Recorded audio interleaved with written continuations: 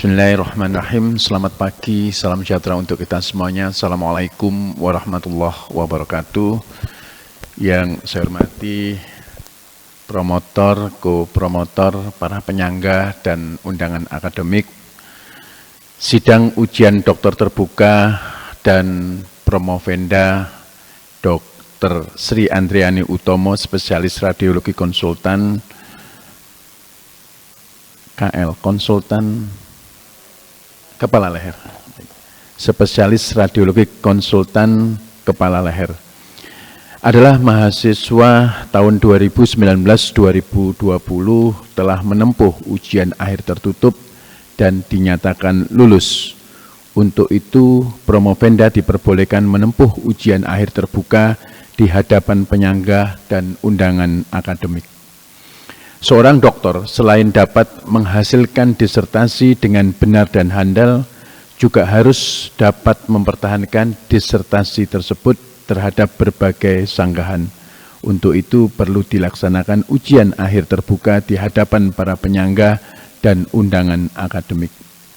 Para penyangga serta promotor dan co-promotor dalam ujian akhir terbuka ini dimohon memberikan penilaian yang pertama terhadap alur pikir ilmiah promovenda dalam mempertahankan disertasi terhadap berbagai sanggahan, dan yang kedua, sumbangan terhadap bidang ilmu dan atau nilai penerapannya.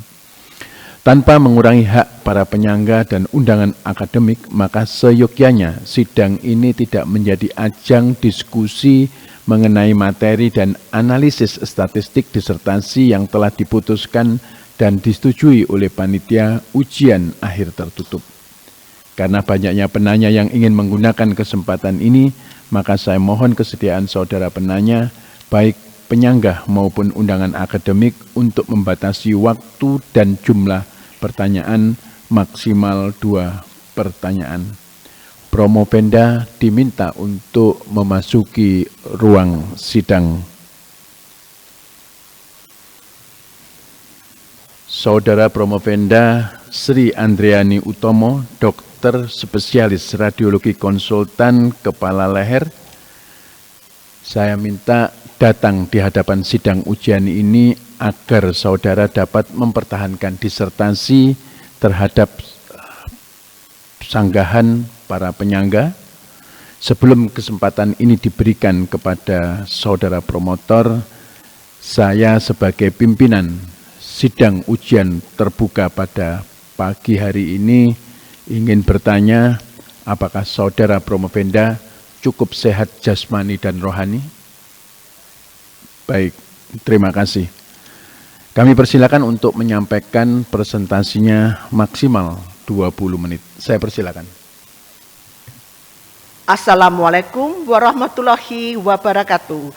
Selamat pagi, salam sejahtera. Yang terhormat Profesor Dr. Budi Santoso, spesialis obstetri ginekologi konsultan. Yang terhormat Profesor Dr. Abdul Hafid Bajamal, spesialis bedah syaraf konsultan. Yang terhormat Profesor Dr. Yuyun Yuniwati, spesialis radiologi konsultan, neuroradiologi kepala leher. Yang terhormat Profesor Dr. Julius Yuli, Magister Kesehatan Spesialis Bedah Syaraf. Yang terhormat Dr. Hani Badria Hidayati, Spesialis Neurologi Konsultan. Yang terhormat Dr. Asra Al-Fauzi, Spesialis Bedah Syaraf Konsultan. Yang terhormat Dr. Rosi Setiawati, spesialis radiologi konsultan. Yang terhormat Dr. Eti Mardian Kurniawati, spesialis obstetri ginekologi konsultan. Yang terhormat Dr. Muhammad Faris, spesialis bedah syaraf konsultan. Dan yang terhormat para undangan akademik dan undangan tamu. Saya ucapkan terima kasih atas kehadirannya pada ujian terbuka disertasi saya dengan judul Hubungan antara pencitraan magnetic resonance dynamic contrast enhanced MR perfusion dan apparent diffusion coefficient dengan grading histopatologi pada pasien meningioma intrakranial. Latar belakang, angka kejadian meningioma high grade memang lebih kecil tetapi memiliki prognosis dan angka kelangsungan hidup 5 tahun yang lebih buruk dibanding meningioma low grade. Kemampuan membedakan meningioma high grade dari meningioma low grade memiliki arti klinis yang penting karena dapat memperbaiki manajemen terapi dan prognosis. Namun, pencitraan menggunakan MRI konvensional tidak dapat memprediksi perbedaan grading meningioma. Untuk membedakan low grade dan high grade meningioma dilakukan penelitian dengan membandingkan dua karakteristik, yaitu fisiologi jaringan melalui DCE perfusion dengan menilai tipe time intensity curve, signal intensity maksimum, time to maximum slope, maximum contrast enhancement ratio, dan difusi jaringan melalui diffusion weighted imaging dan ADC value. Belum ada penelitian seperti ini sebelumnya. Rumusan masalah, adakah hubungan tipe TIC pada DCE MR perfusion dengan grading meningioma? Adakah hubungan XI max dengan grading meningioma? Adakah hubungan Tmax dengan grading meningioma? Adakah hubungan nilai rata-rata slope dengan grading meningioma? Adakah hubungan nilai MCER dengan grading meningioma? Adakah hubungan nilai ADC dengan grading meningioma? Tujuan umum yaitu membuktikan adanya hubungan antara DCE MR perfusion dan ADC dengan grading meningioma. Tujuan khusus membuktikan adanya hubungan tipe TIC pada DCE MR perfusion dengan grading meningioma. Membuktikan adanya hubungan nilai XI max dengan grading meningioma. Membuktikan adanya hubungan Tmax dengan grading meningioma. Membuktikan adanya hubungan nilai rata-rata slope dengan grading meningioma. Membuktikan adanya hubungan nilai MCER dengan grading meningioma. Membuktikan adanya hubungan nilai ADC dengan grading meningioma. Manfaat penelitian tipe TIC SI max Tmax slope MCER pada DCE MR perfusion dan ADC value pada DWI dapat sebagai acuan menentukan grading meningioma. Pemeriksaan DCE MR perfusion dan ADC meningkatkan akurasi diagnosis meningioma. Memberikan informasi kepada klinisi untuk kepentingan penata laksanaan dan evaluasi respon pengobatan meningioma. Mengetahui perbedaan dengan penelitian yang sebelumnya dapat sebagai acuan untuk penelitian berikutnya. Kerangka konseptual, meningioma intrakranial dipandang dari sudut angiogenesis, di mana faktor yang mempengaruhi angiogenesis adalah permeabilitas dari pembuluh darah, blood flow, dan perfusi jaringan.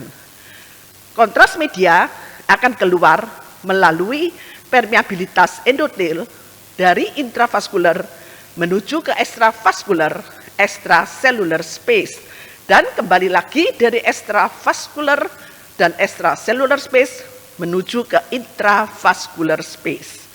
Hal ini akan menyebabkan terjadinya proses enhancement. Dan proses enhancement ini bisa dianalisa dengan menggunakan DCE MR perfusion. Dengan meletakkan ROI, kita akan mendapatkan time intensity curve, yaitu dari tipe 1 hingga tipe 5. Kemudian Tmax dan XI max. Dari sini akan dihitung rumus untuk slope dan MCER. Dan ini akan mendapatkan low grade dan high grade meningioma. Dan dipandang dari difusi jaringan, di mana difusi jaringan itu tergantung dari selularitas integritas membran, dan perubahan extravascular extracellular space. Difusi ini bisa dievaluasi, dianalisa dengan menggunakan DWI pada MRI, di mana kita letakkan ROI dan bisa ditentukan area yang restriksi atau free diffusion, dan kemudian dihitung ADC value, dan ini menentukan low grade dan high grade meningioma. Perubahan patologi jaringan ini dievaluasi dengan menggunakan histopatologi, di mana kita menilai mitosis, selularitas, pleomorfisme, dan nekrosis. Ini juga akan menentukan low grade dan high grade meningioma. Hipotesis penelitian, terdapat hubungan tipe TIC dengan grading meningioma. Terdapat hubungan nilai SImax dengan grading meningioma. Terdapat hubungan nilai Tmax dengan grading meningioma.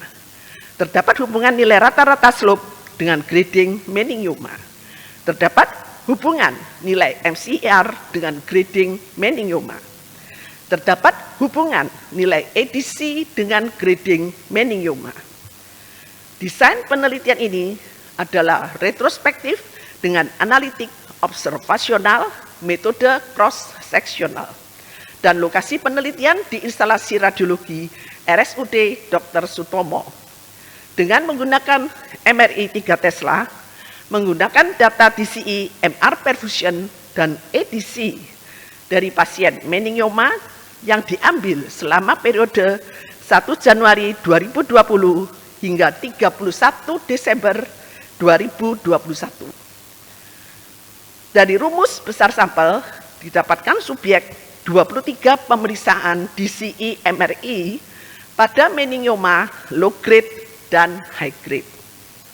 Kriteria inklusi yaitu kasus meningioma yang telah dilakukan pemeriksaan DCI MR perfusion dan DWI, mempunyai hasil histopatologis post operasi oleh seorang neuropatologis, dan kriteria eksklusi yaitu adanya artefak yang jelas mengaburkan hasil analisis DCI MR perfusion.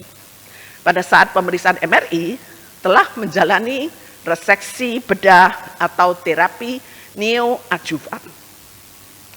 Variabel penelitian yaitu tipe TIC, SImax, Tmax, slope, MCER, ADC value, dan grading histopatologi. Alur penelitian. Data pasien meningioma di RSUD Dr. Sutomo yang sudah dioperasi mulai 1 Januari 2020 hingga 31 Desember 2021 menghasilkan yang telah dilakukan pemeriksaan MRI prabedah dengan evaluasi DCI, DWI, dan ADC. Kemudian hasil patologi anatomi post-op mendapatkan low grade dan high grade. Ini merupakan data penelitian yang dianalisa secara statistik dan menghasilkan hasil penelitian. Publikasi ilmiah yang pertama yaitu Advanced MRI Prediction of Meningioma Histopathological Classification, a Literature Review and Case Presentation.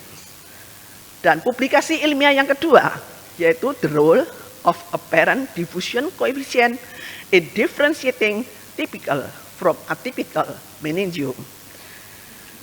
Publikasi ilmiah yang ketiga ini adalah manuskrip dari disertasi saya yang publish di International Journal of Medical Science Scopus Q1 dengan judul Apparent Diffusion Coefficient Value and Dynamic Contrast Enhanced Magnetic Resonance Perfusion are potential predictors for grading meningioma. Hasil penelitian, karakteristik subjek, 33 subjek penelitian dengan 84,8% low grade meningioma dan 15,2% high grade meningioma.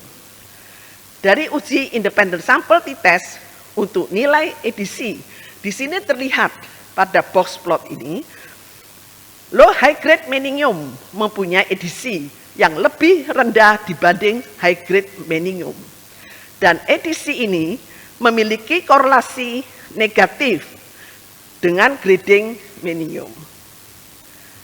Untuk uji tabulasi silang untuk tipe TIC, dari sini terlihat bahwa high grade meningium mempunyai tipe TIC sebagian besar adalah tipe 4, sedangkan untuk low grade adalah tipe 3. Dan kemudian tipe TIC ini memiliki korelasi yang kuat dengan grading meningium.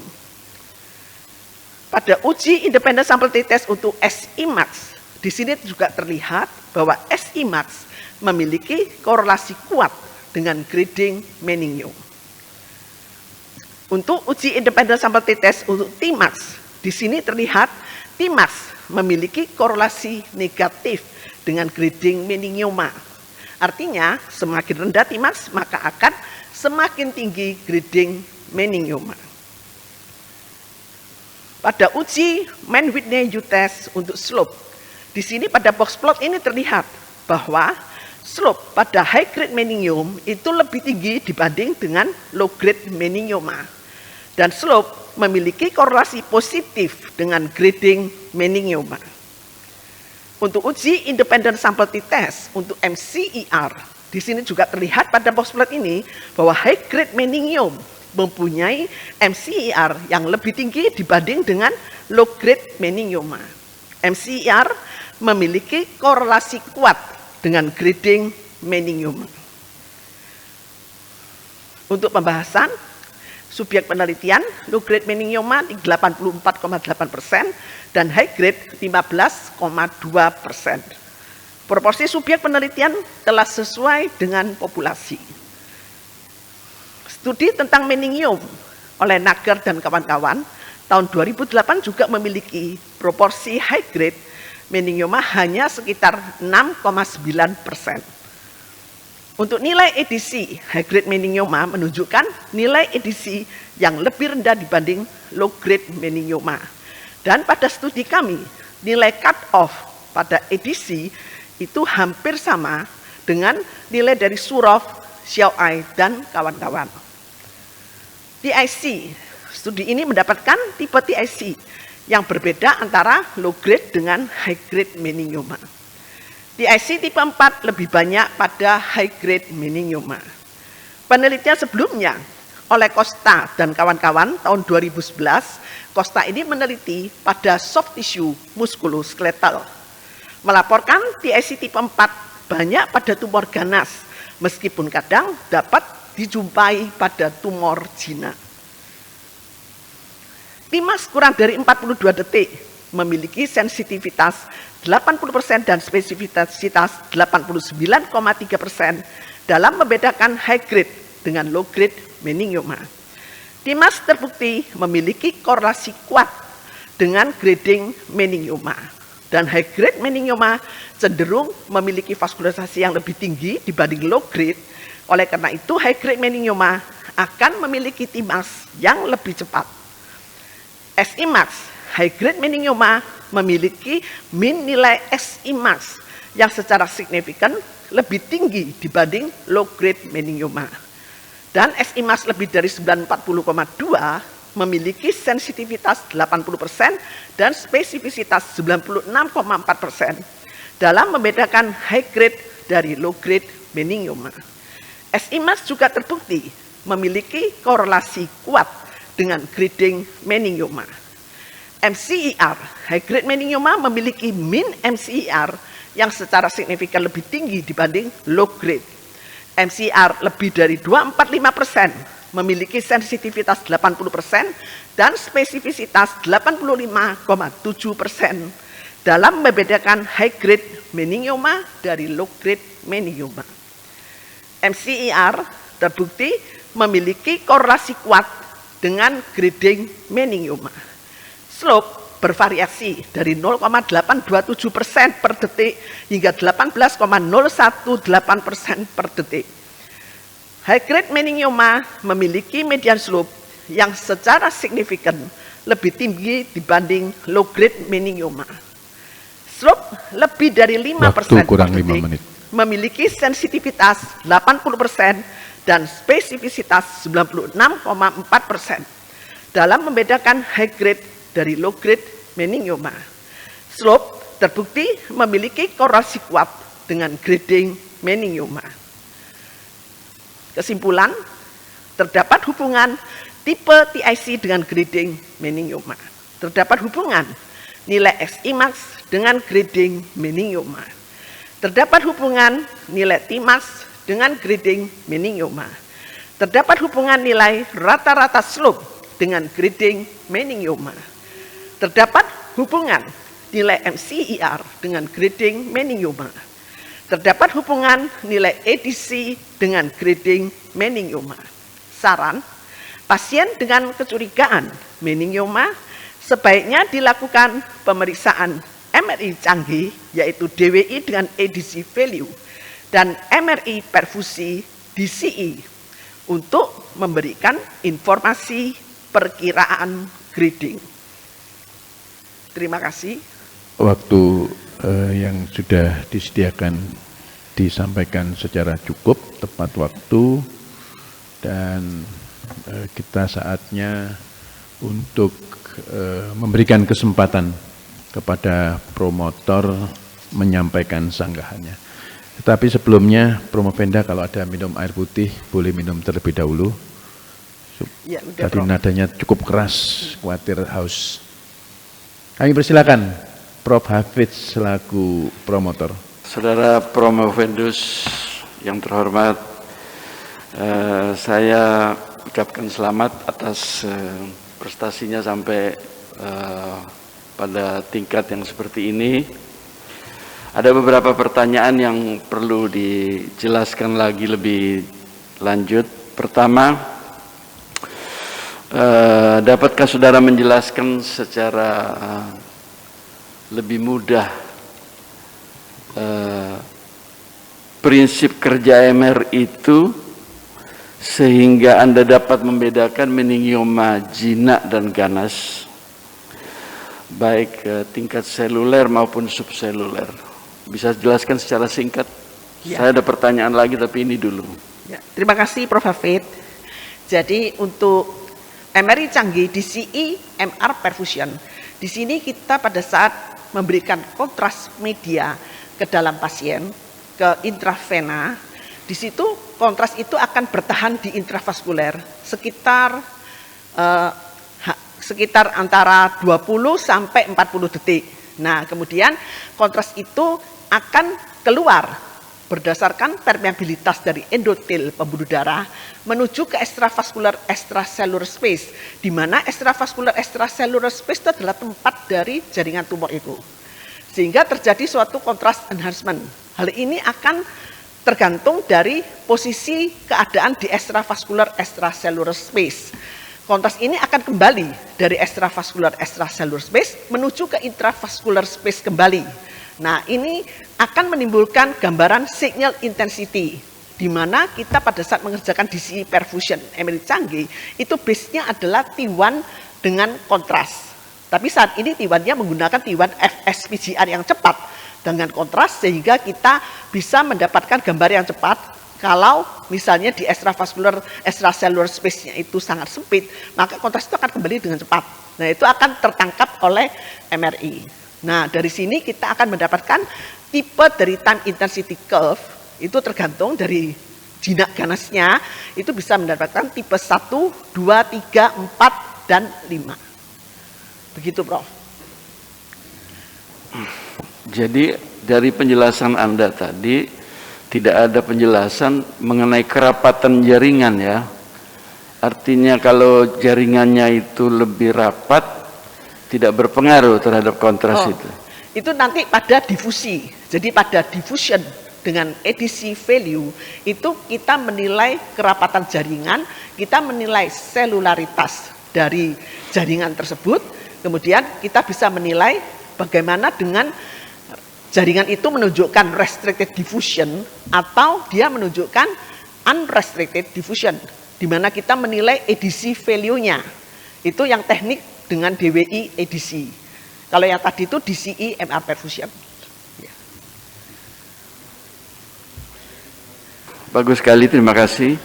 Yang kedua, pertanyaan saya, dapatkah penelitian saudara ini juga dipakai untuk tumor-tumor yang lain, untuk membedakan tumor ganas. Karena seperti kita ketahui di otak itu, nomor 1 memang meningiom paling banyak, tapi yang kedua ada glioma.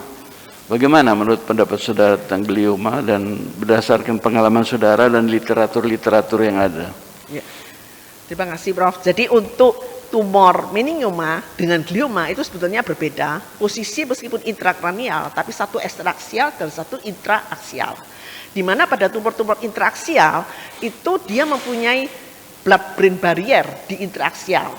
Sehingga pada tumor-tumor yang intraaksial hingga saat ini itu masih menggunakan teknik yaitu DSC MR perfusion. Dynamic Susceptibility Contrast MR Perfusion dengan base-nya adalah Titus Star Gradient Echo.